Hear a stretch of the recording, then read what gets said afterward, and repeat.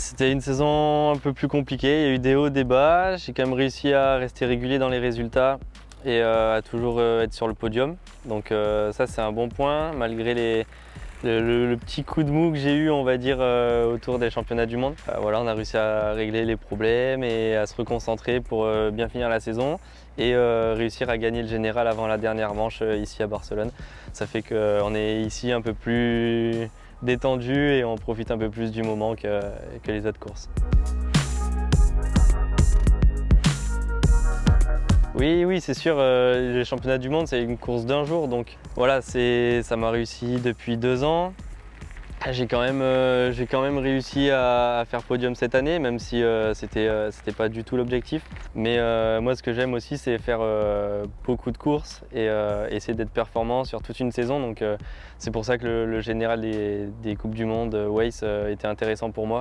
Ça me permet de m'exprimer sur toute la saison et différents types de terrains, pas forcément un seul type de terrain sur une course, un seul jour.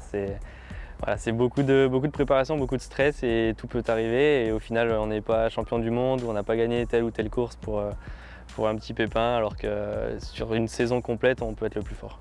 Mais aussi, la course d'un jour, il y a des types de terrains et des circuits qui conviennent mieux à un pilote ou à un autre. Et en fait, l'avantage de faire une saison complète, c'est de pouvoir s'exprimer, d'être régulier le plus possible sur tout type de terrain pour gagner le général.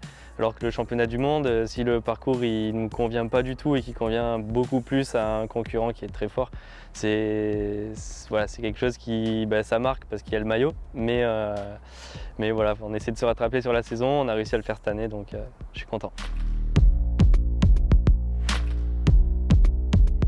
Ouais, je crois que c'est la 3e fois depuis que c'est labellisé UCI Coupe du Monde. Donc ça fait plaisir de faire la passe de 3 et que j'ai pas réussi au championnat du monde.